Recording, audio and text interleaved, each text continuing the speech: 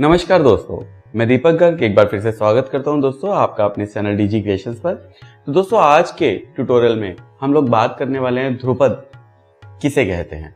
तो दोस्तों जिन गीतों में वर्ण, अलंकार, लय, गायन ये सभी चीजें ध्रुव रूप में परस्पर संबंधित रहें, इस प्रकार के जो गीत होते हैं उन्हें ध्रुपद कहते हैं। तो इसको दो तरीके से बोला जाता है, ध्रुव पद या फिर ध्रुपद। आप देख सकते हैं स्क्रीन पर लिखा हुआ आ रहा है। तो इस तरीके से उसे ध्रुपद बोलते हैं। अभी जो ध्रुपद गायकी थी ये 15वीं शताब्दी में ज्यादा बाहर आई थी। ग्वालियर के जो राजा थे मानसिंह तोमर जी, उन्होंने ध्रुपद की जो रचना थी उसको बहुत महत्व दिया। वो खुद इसे पसंद करते थे बहुत ज्यादा, उन्होंने बहुत ज्यादा हाथ बटाया। उनकी वजह से ध्रुपद जो है जन जन तक पहुंच सका। हिस्ट्री के अनुसार दोस्तों अगर हम देखें तो अकबर के समय में जो तानसेन जी जो थे, उनके गुरु हरिदास जी और बैजू बावरा जी, गोविंद स्वामी जी, गोपाला जी, इन सब संगीत के दिग्गजों ने ध्रुपद की रचना में बहुत अहम भूमिका निभाई। उन्होंने बहुत ज्यादा इसके अंदर डेडिकेशन दिया, जिसकी वजह से ध्रुपद उस वक्त बहुत ही ज्यादा लोगों में पसंद किया गया। ये बात अलग है कि देखो आज की जो जनरेशन है वो ध्रुपद को ना ही तो अच्छी तरीके से गा सकती है और ना ही अच्छी तरीके से उसको एक्सप्लेन कर सकती है, क्योंकि ध्रुपद के अंदर जो खास बात होती है वो यही होती है दोस्तों कि इसके अंदर जो एक राग को लिया जाता है। जैसे कि आप जानते ही हैं कि आजकल की जितनी भी गायकी है, इवन जो आजकल ख्याल हैं, जो छोटा ख्याल, बड़ा ख्याल, इनके अंदर भी आप देखते हो कि दो दो राग भी समटाइम्स मिक्स कर दिए जाते हैं सुनाते समय। तो ध्रुपद के अंदर एक खास तौर पे ध्यान रखा जाता है कि इसमें एक राग को ही रखा जाएगा, दूसरे राग को सम्मिलित करने की अनुमति नहीं दी गई है। तो दोस्तों ध्रुपद को गाना अपने आप में बहुत बड़ी बात थी। जैसे कि मैंने आपको बताया कि कंठ और फेफड़े पर बहुत अधिक बल लगता है ध्रुपद को गाने में।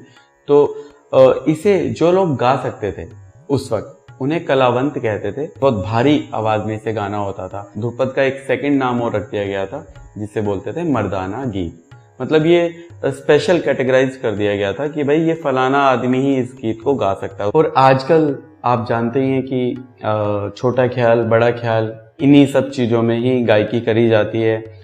ठुमरी भी है। तो ध्रुपद जो है थोड़ा सा पीछे चला गया है। हालांकि ध्रुपद को प्रेजेंट करना ही इतना डिफिकल्ट है कि उसको लोगों ने अपने सहूलियत के अनुसार उसे पीछे कर दिया है। देखो जो ध्रुपद होता है अधिकतर जब शुरुआत हुई थी इसकी, तो उस वक्त शुरुआत में ये संस्कृत भाषा में लिखा गया था और ज्यादातर इसके अंदर भक्ति गीत थे, कृष्ण भगवान के गीत थे, वही भक्ति रस से भरपूर था ये। धीरे धीरे जब समय आगे आया तो ब्रिज भाषा के अंदर मिक्स हो गई संस्कृत। जितनी भी इसकी जो नोटेशंस हैं, बंदिशें हैं, उन सब में कृष्ण रस बहुत अधिक आपको देखने को मिलेगा। तो जब कालांतर में मुगल काल जब आया तो मुगल काल में उर्दू के अंदर जो शब्द थे वो भी इसके अंदर मिक्स हो गए। तो आज के समय में ध्रुपद के अंदर संस्कृत, ब्रिज भाषा और उर्दू के शब्द तीनों को मिक्स आपको देखने को मिलेगा। तो दोस्तों यदि हम ध्रुपद के रस की बात करें कि उसमें कैसा एसेंस है, तो उसमें वीर रस, भक्ति रस, श्रृंगार रस की प्रधानता रहती है। गायकी के अंदर अगर देखा जाए तो स्थायी, अंतरा, संचारी और आभोग, ये चार जो होते हैं इसके भेद होते हैं। इसी के अनुसार ही व्यवस्थित किया जाता है इसको। जिन भी तालों पर ये गाया जाता है वो सभी पखावज की तालों पर ही ये गाया जाता है, जैसे कि चार ताल, सूल ताल, मत ताल, तीव्र ताल, ब्रह्म ताल। परंतु ऐसा नहीं है दोस्तों कि ये जो तालें जो मैंने आपको बताई हैं ये तबले पर नहीं बजाई जा सकती। परंतु कहने का भाव ये है कि ये पखावज की तालें हैं, तो पखावज पर बहुत ही अधिक निखर कर आती हैं ये। दोस्तों जो भी इसका गीत होता है, दुख भरी बात है या खुशी भरी बात है, तो लिरिक्स को बहुत अधिक फोकस किया जाता था कि भाई बोला क्या जा रहा है और जिस बात को बोला जा रहा है उसके भाव को अभिव्यक्त करने की बहुत अधिक चेष्टा की जाती थी इसके अंदर। तो अभी दोस्तों बात करते हैं कि ध्रुपद जब गाते हैं तो किन किन चीजों का ध्यान रखा जाता है। तो दोस्तों जैसे कि मैंने आपको बताया कि ये सिंगल राग को लेकर ही आगे बढ़ा जाता है। इसके अंदर गाते समय स्पेशली जो है नोम तोम के आलाप से इसकी शुरुआत होती है। एक तरफ आ गया गमक का उपयोग, दूसरी तरफ इसके अंदर मीड को भी प्रधानता दी जाती है। तो जैसे मैंने आपको बताया कि इसके अंदर सबसे पहले नोम तोम के आलाप किए जाते हैं, उसके बाद बंदिश गाई जाती है। अब बंदिश जो भी इसकी रहती है, बंदिश के अंदर गमक का उपयोग और मीड का उपयोग तरीके से किया जाता है और विशेष प्रकार की उसके अंदर लयकारियां करी जाती हैं। मतलब कि समटाइम्स तो ऐसा होता है कि अगर 4 लाइन गा रहे हैं इसके अंदर 3-3, 4-4 तालों को भी उसके अंदर ऐड कर दिया जाता था। मतलब जो लोग इसको गा सकते थे, उनका जो टैलेंट होता था वो बहुत निकल कर आता था। भी आपके टैलेंट देखने के लिए ये सब चीजें करी जाती। तो दोस्तों ध्रुपद की कुल 4 शैलियां थी जिसके अंदर ध्रुपद गाए जाते थे, उन्हें बानी कहा जाता था। अभी जो 4 बानियां थी वो कौन सी थी?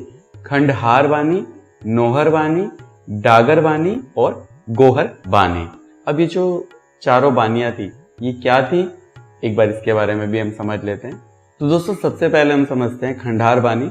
खंडहार जगह का नाम है।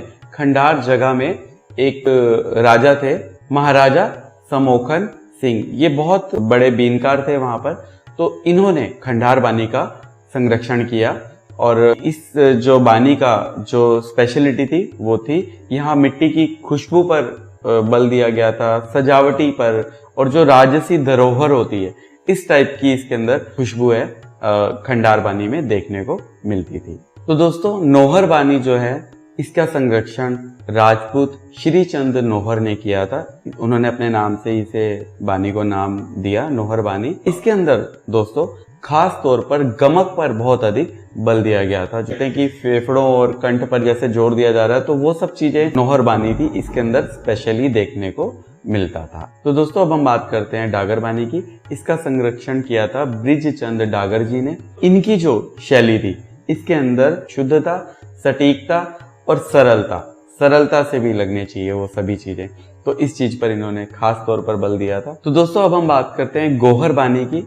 तो जो गोहर बानी थी इसका संरक्षण किया था मियां तानसेन जी, जो कि गौड़ ब्राह्मण थे, जिसे गूढ़ ब्राह्मण कह देते हैं, ऐसे गौड़ ब्राह्मण थे। तो उन्होंने अपने नाम से ही इसको टाइटल दिया उन्होंने गोहर बानी। तो वहीं से ये बानी निकल कर आई है। उनकी जो बानी थी उसमें स्पेशलिटी ये थी कि एक तो गमक का उपयोग बहुत अधिक करते थे। वैसे तो ध्रुपद के अंदर गमक सभी प्रकार की शैलियों में ही बहुत अधिक था, परंतु इनकी बानी में खास तौर पर गमक का बहुत अधिक उपयोग अच्छा किया गया था। सेकेंडली इसके अंदर एक शांति थी। इनके जो गीत थे स्लो, धीमी गति से थे वो। इनके गीतों को सुनकर एक बहुत ही शांति का आभास मिलता था, एक अलग ही दुनिया में चले गए इस प्रकार की जो इनकी बानी के अंदर स्पेशलिटी थी। तो दोस्तों ये थी ध्रुपद के बारे में छोटी सी जानकारी। आशा करता हूँ आपको समझ आई होगी। यदि वीडियो पसंद आए तो इसे लाइक, शेयर, सब्सक्राइब जरूर कीजिएगा दोस्तों। इसके साथ ही मैं आपसे विदा लेना चाहूंगा। नमस्कार।